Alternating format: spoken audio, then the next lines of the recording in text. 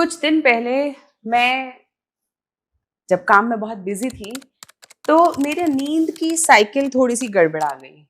मैं कई बार लेट तक काम करती थी और सुबह भी जल्दी उठ जाती थी और मुझे लगा शायद यही एक हार्डवर्क वाला जो एक तरीका हम बताते हैं जहाँ पे सब सैक्रिफाइस करके कई बार हम अपनी स्लीप को भी सैक्रिफाइस करते हैं, बाकी सारी अपनी हेल्थ प्रायोरिटीज को भी सैक्रिफाइस करते हैं।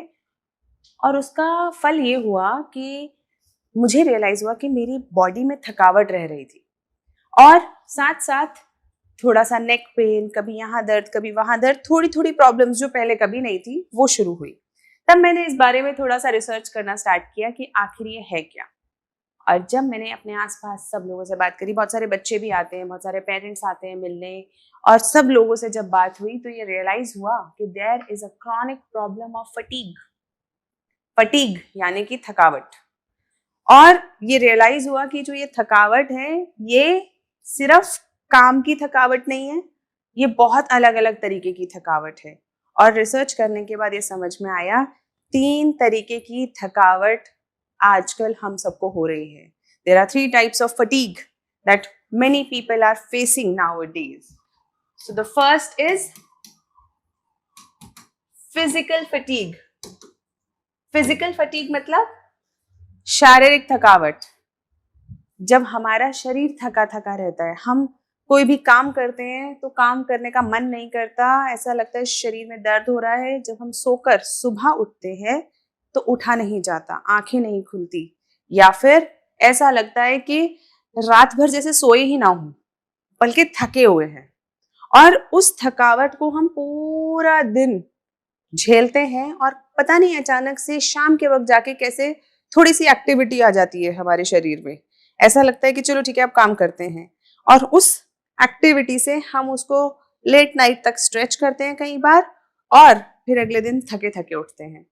और ये थकावट फिजिकल थकावट है। इसके 3 कारण है, इस पे आज हम डिटेल में बात करेंगे। इसके अलावा 2 तरीके की और थकावट है। दूसरी थकावट है emotional fatigue. Emotional fatigue is when person is drained emotionally, यानी कि वो इमोशन से या तो डिसेंसिटाइज हो गया है या फिर वो ओवर सेंसिटाइज्ड हो गया है। और ऐसा इसीलिए होता है because of one of the major reason is because of the social media. हम इतनी सारी चीजें देख लेते हैं कि इमोशंस, कभी हंस रहे हैं फिर तुरंत रोने की बात आ गई, फिर देशभक्ति की बात आ गई, फिर एक हंसता हुआ बच्चा आ गया, और उसके बाद तुरंत एक हिनियस क्राइम आ गया, फिर कुछ प्रैंक आ गया। अब हमारे दिमाग में हमारे इमोशंस को ही नहीं पता कि किस टाइप से उसे सेटल होना है। तो वो पहले कहा जाता था कि एक पल में खुश एक पल में दुखी, लेकिन अब तो वो पल का साइज भी बड़ा छोटा होता जा रहा है। एक स्वाइप में खुश एक स्वाइप में दुखी, वो वाली सिचुएशन क्रिएट हो रही है। और इसी से ऐसे वाला यूथ, फैमिलीज, एल्डर्स, नानी दादी की उम्र के लोग वो क्रिएट हो रहे हैं जो इमोशनली फटीग्ड हैं। जैसे इसका सबसे ज्यादा बड़ा सिम्टम होता है अकेला महसूस करना। When you feel you are alone, nobody is with you, या आपको अपने साथ के लोगों को देख के ऐसा लगता है कि ये लोग मेरे साथ नहीं है, ये किसी मतलब से मेरे साथ हैं। या फिर बिना बात के या छोटी छोटी बात पे रोना आना कि आप क्योंकि इमोशनली बहुत थके हुए हैं इसीलिए किसी बात पे आपको रोना आ जा रहा है। आपको खुद भी रियलाइज हो रहा है कि ये बात रोने की है ही नहीं, इसमें कोई बात ही नहीं थी रोने की, लेकिन फिर भी रोना आ रहा है। या डिप्रेसिव फील करना, किसी से बात ना करने का मन करना, ये सब सिम्टम्स हैं इमोशनल थकावट के। और इमोशनल थकावट के बारे में निमहांस की स्टडी है 2021 की, वो कहती है कि 74% तक डॉक्टर्स भी इमोशनल थकावट के शिकार हैं। This means even doctors who are treating everyone, they are also suffering from emotional fatigue, and the percentage is no less than 74%. तीसरी थकावट जो देखने को मिलती है वो है स्पिरिचुअल थकावट, spiritual fatigue. spiritual fatigue is again a kind of a fatigue whereby the person is feeling purposeless. उसको समझ नहीं आता कि आखिर वो इस दुनिया में क्यों है, इस एब्सर्ड सी दुनिया में, इस एब्सर्ड से रिलेशनशिप में उसका क्या काम है.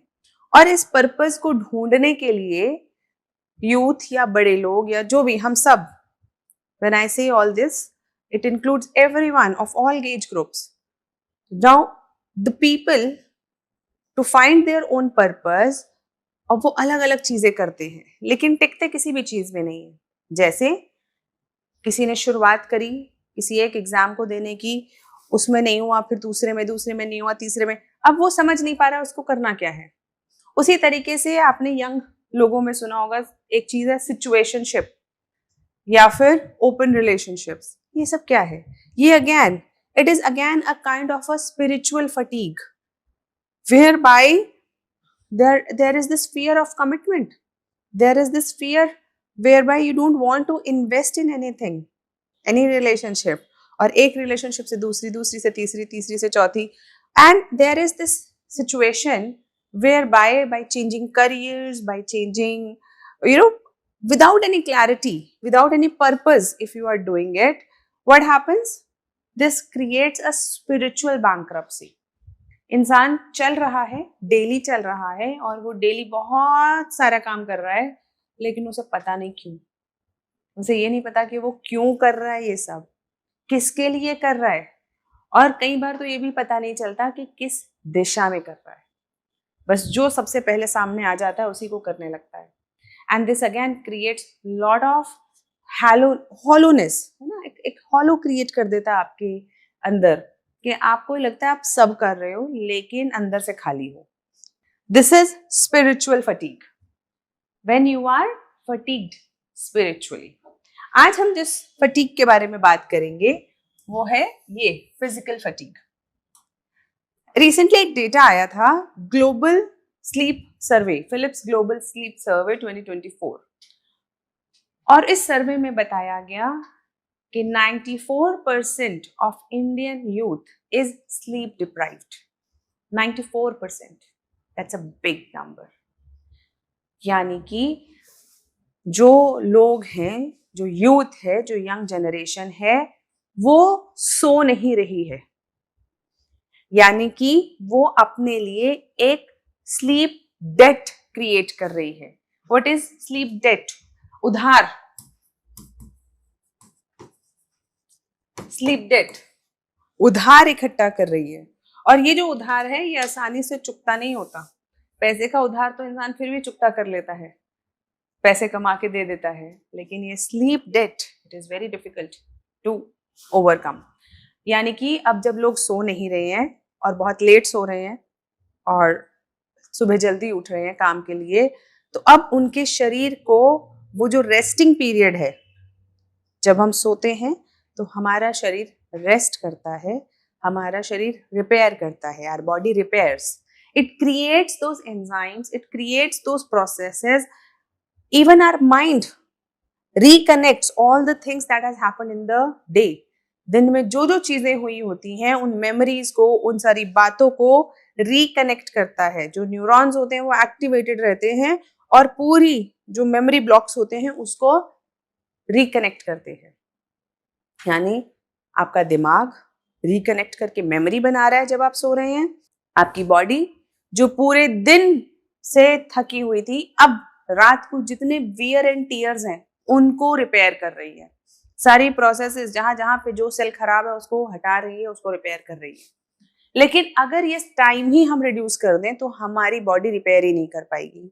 और जब रिपेयर नहीं कर पाएगी तो जो रिपेयर नहीं हो पाया खराब हिस्सा वो बढ़ता चला जाएगा, बढ़ता चला जाएगा.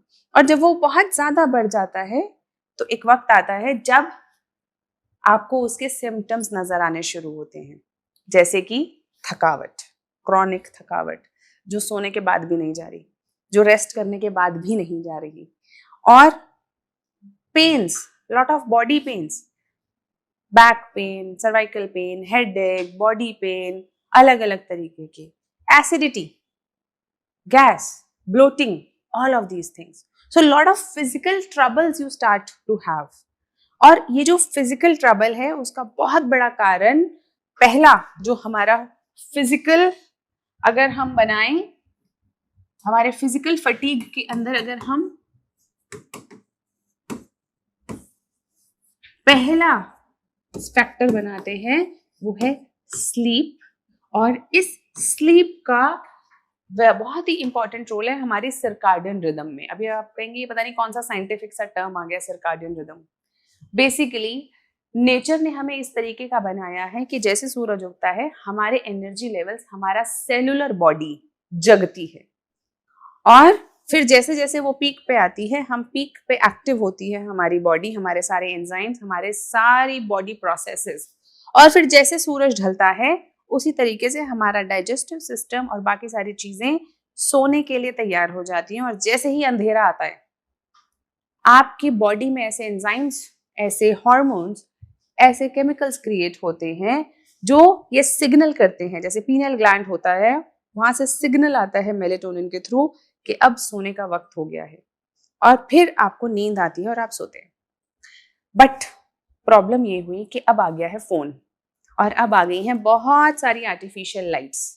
अब इन आर्टिफिशियल लाइट से हमारे दिमाग को ये सिग्नल ही नहीं पहुंचता कि अब सोने का समय है, क्योंकि मैंने आपको बताया ना, light is directly related to the release of certain hormones from our mind which signals us about sleep. तो अगर अब ये लाइट है तो हार्मोन रिलीज नहीं हो पा रहे हैं सही समय से, और खास करके जो फोन की लाइट है वो बहुत बड़ी ट्रबल है। इन्फोसिस के वर्कर्स के साथ ये रिसर्च हुई कि उन्होंने देखा कि नाइट शिफ्ट वाले जो वर्कर्स थे वो बहुत ज्यादा थके हुए थे, बल्कि 30% तक उनकी एफिशिएंसी डाउन हो गई थी। जब उन्होंने निमहांस, जो कि हमारा नेशनल इंस्टीट्यूट है मेंटल हेल्थ का, उससे कांटेक्ट किया तो वहां से उन्हें समझ में आया कि अगर सिर्फ स्लीप साइकिल ठीक नहीं भी करी जा सकती तो सिर्फ ब्लू लाइट फिल्टर उन्होंने उसके लैपटॉप्स पे लगाया, उसी से उनकी जो हेल्थ प्रॉब्लम्स थी वो काफी हद तक सुधार आई। यानी this light is creating lot of troubles. Circadian rhythm एक एवोल्यूशन से क्रिएट हुई हुई बहुत लंबे समय की हमारी एक नेचुरल इंस्टिंक्ट है। जैसे नेचुरल ऑर्गन्स है हमारे पास, पेनक्रियाज, लंग्स, ये एवोल्यूशन से क्रिएटेड है ना। पेनक्रियाज इंसुलिन क्रिएट करेंगे, ये नेचर से पूरा गवर्न्ड है। उसको हम कुछ ही 100, 200, 300, 400 साल पहले आए फोन और लाइट, इन सब चीजों से उस एवोल्यूशन की प्रोसेस को चेंज नहीं कर सकते। अल्टीमेटली जीतेगा तो ये एवोल्यूशनरी प्रोसेस, ये ह्यूमन प्रोसेस ही, यानी कि इसकी मान लेनी चाहिए, सर्काडियन रिदम की बात को मान लेना चाहिए, और सही समय पर लाइट्स को कम करके, फोन को छोड़ के, उसकी ब्लू लाइट को छोड़ के, लैपटॉप्स को छोड़ के सोने की कोशिश करनी चाहिए। I know it is very difficult and it is difficult for me too, ये मेरे लिए भी बहुत मुश्किल काम है, but I am trying, you should try too, and it has helped. कोशिश करनी है कि 10-11 बजे तक सो जाएं और सुबह 6-7 बजे तक उठ जाएं, और जब उठते के साथ सीधा लाइट में चले जाएं। पूरा दिन हम लोग बंद एसी कमरों में बैठे रहते हैं, जिसके कारण से जो हमारी बॉडी की ओवरऑल वेकिंग है वो नहीं हो पाती। इसीलिए खिड़कियां खोलो, दरवाजे खोलो, खूब लाइट में रहो, बाहर जाओ, और जब शाम होने लगे तब घर की लाइटें डिम कर दो, फोन छोड़ दो। जैसे ये स्मार्टफोन है, इसे चार्जिंग पे लगा दो 8 बजे के बाद, इसे छोड़ दो, और ऐसा कोई एक फोन, जैसे ये फोन मेरे पास है नोकिया का, इसे आप यूज कर सकते हो। अब इससे क्या है कि पहले तो इसमें स्मार्टफोन ये स्मार्ट नहीं है, तो जब ये स्मार्ट नहीं है तो आप स्मार्ट रहोगे अपनी लाइफ के साथ, क्योंकि दोनों में से कोई एक ही स्मार्ट हो सकता है। तो अभी रात को आप स्मार्ट बन के ऐसे फोन को यूज करें, और कोशिश करें कि कुछ अर्जेंसी हो तभी आप इसे यूज करें, else spend your time with your family and sleep on time, and when you wake up then you do whatever you want to do, because it has been found. There was this Nobel research, Nobel Prize मिला 2017 के around, और रोबाश, young and hall, ये 3 लोग थे जिन्होंने ये research करी और ये पाया कि अगर सर्काडियन रिदम को रिस्पेक्ट किया जाए, सिर्फ उसको रिस्पेक्ट किया जाए, तो 20% से ज़्यादा आपकी हेल्थ के अंदर इजाफा हो सकता है, बेहतर हो सकती है, और जो स्ट्रेस हार्मोन्स हैं वो रिड्यूस हो सकते हैं। दिस मीन्स थकावट कम हो सकती है। सो अगर आप थके थके रहते हैं, you have to make sure that you are sleeping well. Second factor which is very important is nutrition. आप कहेंगे हम तो बहुत खाते हैं, बल्कि अब तो प्रॉस्पेरिटी इतनी बढ़ गई है कि पहले तो बहुत बड़े बड़े घर हुआ करते थे, जॉइंट फैमिलीज होती थी, तब तो पता नहीं किसी को थोड़ा थोड़ा सामान मिला करता था। हाँ, हमारी फैमिली में मेरी मदर बताती हैं कि घर पे इतने सारे, नानी के घर पे इतने बच्चे इकट्ठे हो जाते थे, तो किसी को गुठली मिलती थी, किसी को छिलका मिलता था, और बीच का जो आम होता था, आम का गूदा होता था, उसका आम रस बनाया जाता था जो रोटी के साथ खिलाया जाता था, खाने के साथ सबको मिलता था। यानी बच्चों को पूरे पूरे आम नहीं मिला करते थे, किसी को छिलका किसी को गुठली, ऐसे हुआ करता था। और अब हम पेरेंट्स या हमारी जनरेशन के पास तो बहुत सारी खाने की चीजें हैं, बल्कि हम बहुत ज्यादा खा रहे हैं। There is a documentary which says that we are actually moving towards, inching towards extinction by overeating.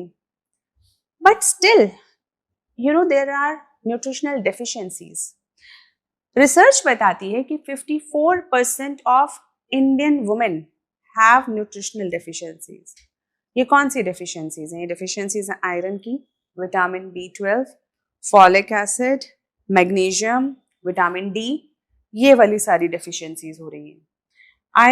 Iron कम होगा, हेमोग्लोबिन कम होगा। हेमोग्लोबिन कम होगा, ऑक्सीजन हमारे सेल्स तक पहुंच नहीं पाएगी। जब ऑक्सीजन हमारे सेल्स तक पहुंच नहीं पाएगी तो उनको हवा, उनको फूड, उनको एनर्जी नहीं मिल पाएगी, और जब हमारे सेल्स को एनर्जी नहीं मिल पाएगी तो वो थके हुए रहेंगे। सीधा कोरिलेशन है। उसी तरीके से B12 नर्व्स के लिए बहुत जरूरी है। तो जब नर्व्स हमारी हेल्दी नहीं होंगी तो थकावट आएगी, दर्द होगा। उसी तरह से विटामिन D, विटामिन C, ये सारे विटामिन आपकी बॉडी से कम हो रहे हैं। एंड द रीजन इज कि हम खा बहुत रहे हैं, लेकिन हम न्यूट्रिशनली फिट फूड नहीं खा रहे हैं। यानी अब बच्चों में ओबेसिटी बढ़ रही है क्योंकि वो जंक फूड खा रहे हैं, मोटे बहुत हो रहे हैं, चबी चबी लग रहे हैं बच्चे भी और लोग भी, लेकिन they are not healthy. The reason is again वो खाना, फ्रूट्स, वेजिटेबल्स, ये सब ना खा के बर्गर, पिज्जा और ये सारी चीजें खा रहे हैं। मैं भी खाती हूँ बर्गर, पिज्जा, सब खाती हूँ, but we have to understand that these are exceptions. कभी पार्टी है, कुछ वैसा है, तब आपने खा लिया, लेकिन it should not be a daily affair. Daily अपनी दाल, रोटी, सब्जी, the old Indian food, the traditional food which is necessary and healthy, उसकी तरफ हमें उसी पे स्टिक रहना है। और मुझे तो घर के दाल चावल, कड़ी चावल, राजमा चावल, रोटी, घिया की सब्जी, तो ये सब, आलू की सब्जी, सब बहुत अच्छा लगता है। You just have to find that taste in it. So get yourself checked, blood test करवा लीजिए और देख लीजिए कि अगर कोई न्यूट्रिशनल डेफिशिएंसी है। अगर है तो आप उसे खाना खा के भी ठीक कर सकते हैं, और डॉक्टर की सलाह से कुछ विटामिन आते हैं, कुछ सप्लीमेंट्स आते हैं, उसको लेकर भी ठीक कर सकते हैं। खास करके वेजिटेरियंस में विटामिन B12, D और प्रोटीन की कई बार बहुत डेफिशिएंसी मिलती है, और जिसे आसानी से दाल चावल जैसी बेसिक चीजों से पूरा किया जा सकता है। You just have to know it कि ऐसी कोई डेफिशिएंसी है। तीसरी हमारी चीज है जो फटीग करती है, इनएक्टिविटी। इनएक्टिविटी यानी कि no exercise, no physical work. पहले बहुत अच्छा खाते भी थे और बहुत अच्छा काम भी करते थे, घी भी खाते थे और साथ में पोछा भी लगाते थे, बर्तन भी धोते थे, खेत पे भी काम करते थे, कपड़े भी धोते थे, और पता नहीं क्या क्या सब अपने हाथ से करते थे। नाउ घर में फुली ऑटोमेटिक मशीन्स हैं, डिश वॉशर्स हैं, हाउस हेल्प्स हैं और सब कुछ है। इसीलिए physically we have become very very inactive. और खास करके वो लोग जो ऑफिस में बैठ के काम करते हैं, the people who are desk workers, they have sedentary lifestyle. And this sedentary lifestyle is a big problem because research बताती है कि अगर आप sedentary lifestyle पे बैठे हैं या आप इनएक्टिव हैं तो आपके सेल्स धीरे धीरे एट्रोफी होने लगते हैं।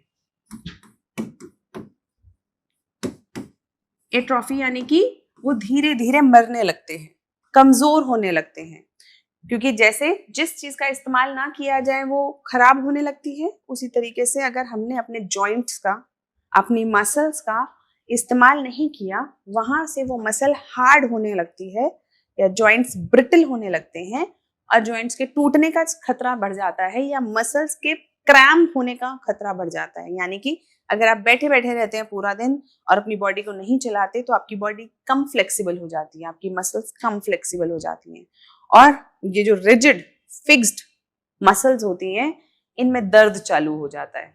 तो हल्का सा भी आपने कुछ हल्का सा मूवमेंट किया तो दर्द हो गया। आपको पता है हाल ही के अंदर जब हम लोग हमारा जो कैंपस है ग्रेटर नोएडा में, वहां पे बच्चों के साथ हमने फुटबॉल वगैरह खेली। कुछ जो नए बच्चे आए थे वो इतने ज्यादा, जिसे कहना चाहिए कि इनएक्टिविटी के शिकार थे बहुत लंबे समय से, कि उन्होंने बॉल को मारा और पैर में तुरंत मोच आ गई।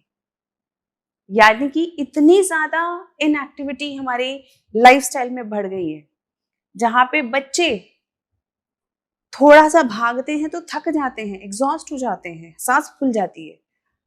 This means we have to understand that inactivity is again a big reason for fatigue, क्योंकि काम ना करने से मसल्स जल्दी थकती हैं और थकावट ज्यादा होती है।